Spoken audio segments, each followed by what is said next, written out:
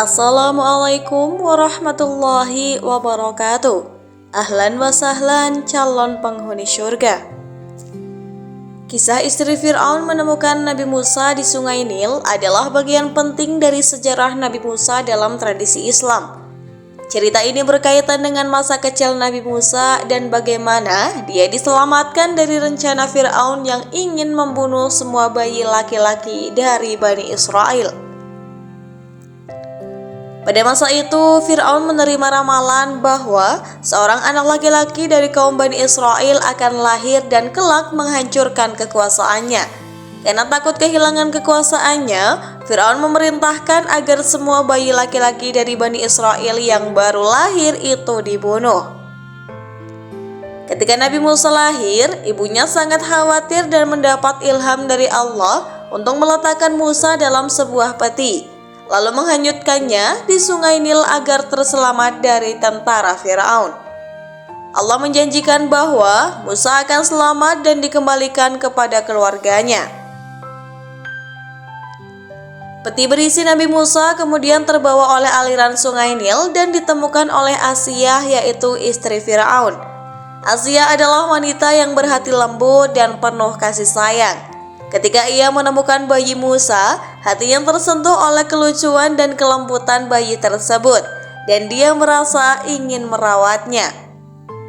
Meskipun Fir'aun awalnya ingin membunuh bayi tersebut karena mengetahui Musa berasal dari kaum Bani Israel, Asiyah memohon kepada Fir'aun agar Musa diizinkan hidup dan diadopsi sebagai anak mereka.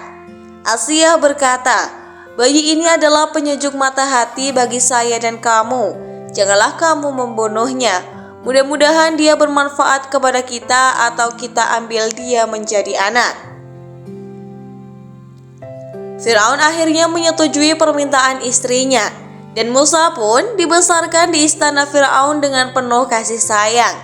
Namun Allah telah merencanakan masa depan besar bagi Musa, dan meskipun dibesarkan sebagai pangeran Mesir, Musa kelak menjadi utusan Allah untuk membebaskan Bani Israel dari penindasan Fir'aun. Sahabat beriman, Asiyah dikenal sebagai salah satu wanita yang sangat beriman, meskipun ia adalah istri seorang tiran seperti Fir'aun. Dalam banyak riwayat, disebutkan bahwa Asiyah diam-diam beriman kepada Allah dan menjadi pengikut ajaran Nabi Musa.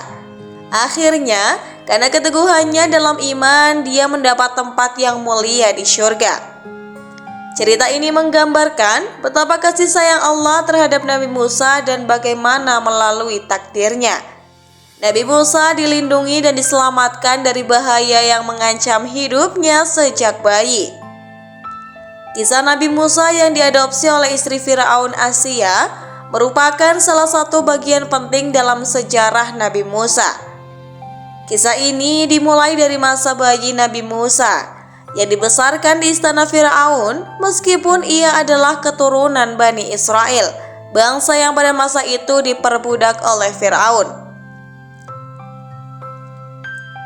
Nabi Musa dihanyutkan di Sungai Nil oleh ibunya karena perintah Allah, sebagai cara untuk menyelamatkannya dari ancaman pembunuhan oleh Fir'aun. Pada waktu itu, Fir'aun penguasa Mesir memerintahkan agar setiap bayi laki-laki dari Bani Israel dibunuh.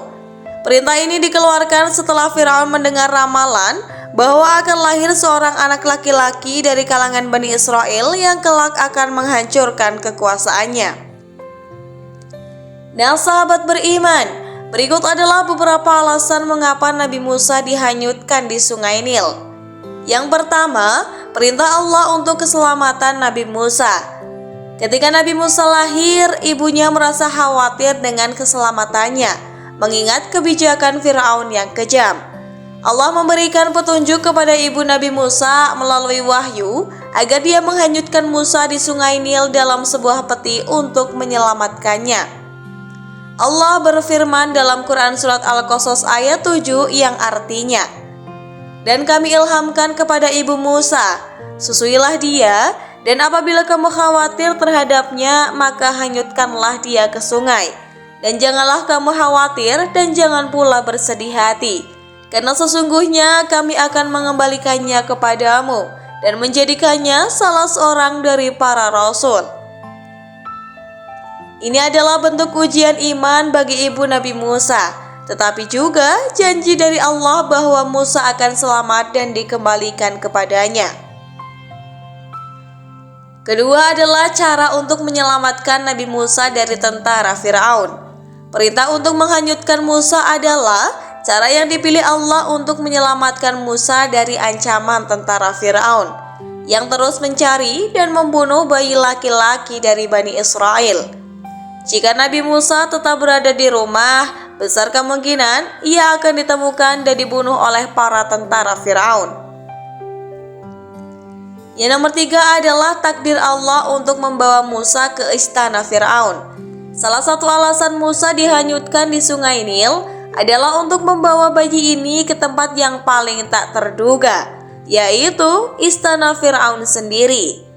Dengan cara ini Allah memperlihatkan kekuasaannya, di mana Musa yang kelak akan menjadi musuh Firaun justru dibesarkan dan dilindungi di rumah Firaun sendiri.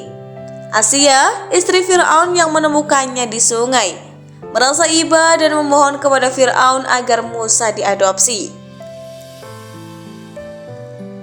Yang nomor 4 adalah bagian dari rencana besar Allah. Menghanyutkan Nabi Musa di Sungai Nil adalah bagian dari rencana besar Allah untuk menyelamatkan dan mempersiapkan Musa menjadi seorang nabi yang kelak akan membebaskan Bani Israel dari penindasan Firaun. Allah menempatkan Musa dalam lingkungan istana Mesir, di mana ia mendapatkan pendidikan dan kekuatan, namun tetap menjaga identitasnya sebagai seorang Bani Israel. Hal ini membantunya memahami baik budaya Mesir maupun kondisi kaumnya yang tertindas, sehingga kelak ia mampu memimpin Bani Israel keluar dari Mesir. Yang nomor 5 adalah pengembalian Nabi Musa kepada ibunya. Sungai Nil menjadi sarana untuk menghubungkan Nabi Musa dengan istana Firaun, namun juga dengan ibunya sendiri. Setelah Musa ditemukan oleh Asia, Musa menolak disusui oleh wanita-wanita istana. Kakak perempuan Musa yang mengikuti peti dari jauh memberitahu mereka bahwa ada seorang wanita yang mungkin bisa menyusui bayi tersebut. Wanita itu tidak lain adalah ibu kandung Nabi Musa sendiri, sehingga Allah menggenapi janjinya dengan cara yang sangat indah. Kisah Nabi Musa dihanyutkan di Sungai Nil adalah contoh bagaimana rencana Allah bekerja dalam cara yang tidak terduga. Dengan perintah ini, Nabi Musa tidak hanya diselamatkan dari kematian, tetapi juga dibesarkan di lingkungan istana dan akhirnya dikembalikan kepada keluarganya. Setelah Nabi Musa dihanyutkan di Sungai Nil dan ditemukan oleh Asia istri Firaun, kehidupannya berubah total. Dia diadopsi oleh Asia dan dibesarkan di istana Firaun.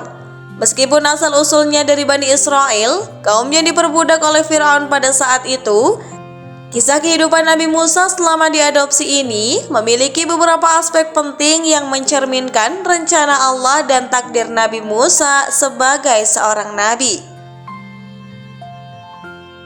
Yang pertama, Asia, ibu angkat yang penyayang. Asia istri Firaun adalah sosok yang berperan besar dalam menyelamatkan Nabi Musa. Ketika Musa ditemukan dalam peti yang hanyut di Sungai Nil, Asia segera merasa iba dan penuh kasih terhadap bayi tersebut. Dia melihat Musa sebagai penyejuk hati dan memohon kepada Firaun agar tidak membunuh bayi tersebut. Meskipun Firaun pada awalnya berniat membunuh bayi tersebut karena berasal dari Bani Israel, dia akhirnya menyetujui permintaan Asia. Dengan demikian, Musa diadopsi dan dibesarkan di istana Mesir sebagai anak angkat Firaun dan Asia. Yang kedua, masa kecil yang aman di istana.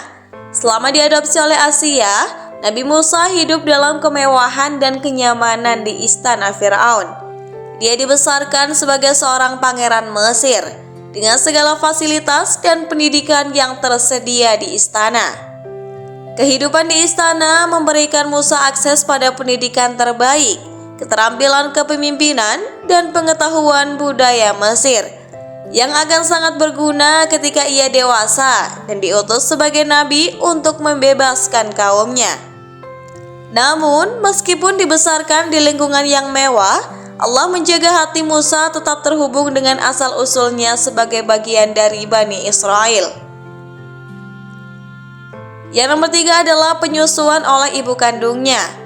Setelah Nabi Musa ditemukan oleh Asiyah, Allah mengatur agar Nabi Musa dapat kembali ke pelukan ibu kandungnya. Saat Musa menolak disusui oleh wanita-wanita di istana, kakak perempuan Musa yang mengikuti peti dari kejauhan menyarankan kepada Asiyah bahwa ada seorang wanita yang bisa menyusui bayi tersebut. Wanita itu adalah ibu kandung Nabi Musa sendiri. Ini adalah penggenapan janji Allah kepada ibu Nabi Musa, sebagaimana yang tertulis dalam Al-Quran surat Al-Qasas ayat 13 yang artinya, "Maka kami kembalikan Musa kepada ibunya, supaya senang hatinya dan tidak bersedih hati, dan supaya dia mengetahui bahwa janji Allah adalah benar." Ibu Nabi Musa pun dapat merawat dan menyusui anaknya kembali, meskipun dalam lingkungan istana Fir'aun. Yang nomor 4 adalah kehidupan sebagai bagian dari keluarga kerajaan. Musa hidup sebagai bagian dari keluarga kerajaan, dengan statusnya sebagai pangeran Mesir yang diadopsi oleh Fir'aun dan Asiyah. Di satu sisi, ia memiliki hak-hak istimewa, akses ke pendidikan, dan perlindungan yang diberikan oleh istana. Namun di sisi lain, dia juga menyadari bahwa dirinya berasal dari Bani Israel, bangsa yang ditindas oleh Firaun. Meskipun hidup di antara kaum elit Mesir, hati Musa tetap peka terhadap penderitaan kaumnya Bani Israel. Allah menempatkannya di tengah-tengah musuh kaumnya sebagai bagian dari rencana besar untuk memimpin Bani Israel menuju kebebasan. Allah menempatkannya di tengah-tengah musuh kaumnya sebagai bagian dari rencana besar untuk memimpin Bani Israel menuju pembebasan. Yang nomor 5 adalah kesadaran tentang asal-usulnya. Seiring berjalannya waktu, Musa semakin menyadari asal-usulnya dan hubungan dengan kaumnya, yaitu Bani Israel. Meskipun dia dibesarkan di istana sebagai pangeran, hati Musa tetap bersama kaumnya yang tertindas. Hal ini terbukti ketika Musa menyaksikan seorang Mesir memukul seorang Bani Israel. Dalam upaya melindungi orang tersebut, Musa memukul pria Mesir itu hingga tewas. Al-Quran Surat Al-Qasas ayat 15. Insiden ini menjadi titik balik penting dalam kehidupan Musa, yang akhirnya memaksanya melarikan diri dari Mesir. Nomor 6 adalah Asiyah, wanita beriman. Asiyah, meskipun menjadi istri Fir'aun, dikenal dalam tradisi Islam sebagai seorang wanita yang sangat beriman kepada Allah. Ketika Musa diutus sebagai nabi dan menentang Fir'aun, Asiyah beriman kepada ajaran Musa dan menolak kezaliman suaminya. Akibat keimanannya, Asiyah mengalami siksaan dari Fir'aun, tetapi ia tetap teguh dalam imannya. Dalam Al-Quran, Asiyah disebut sebagai salah satu teladan wanita yang sangat beriman. Dan Allah membuat istri Fir'aun sebagai perumpamaan bagi orang-orang yang beriman, ketika ia berkata, "Ya Tuhanku, bangunkanlah untukku sebuah rumah di sisimu dalam surga, dan selamatkanlah aku dari Fir'aun dan perbuatannya, dan selamatkanlah aku dari kaum yang zalim." Quran Surat At-Tahrim ayat 11. Yang nomor 7 adalah kehidupan di istana sebagai bagian dari rencana Allah. Pengadopsian Musa oleh istri Fir'aun adalah bagian dari rencana Allah yang lebih besar. Dengan dibesarkan di istana, Musa mendapatkan pendidikan, kekuatan, dan keterampilan yang akan membantunya kelak sebagai pemimpin Bani Israel. Allah memberikan Musa kesempatan untuk memahami kedua sisi kehidupan. Kehidupan kaum elit Mesir di satu sisi, dan kehidupan kaum tertindas di sisi lain. Kehidupan Musa di istana Fir'aun adalah salah satu fase dalam perjalanannya menuju kenabiannya. Melalui kehidupan ini, Musa dipersiapkan untuk menjadi pemimpin yang kuat dan tegas, serta nabi yang berani menentang kekuasaan tiran Firaun demi membebaskan Bani Israel. Nah sahabat beriman, demikianlah video yang dapat saya sampaikan. Jangan lupa untuk share video ini agar lebih bermanfaat nantinya. Nantikan video selanjutnya hanya di channel 1001 Doa. Terima kasih dan saya pamit undur diri. Wassalamualaikum warahmatullahi wabarakatuh.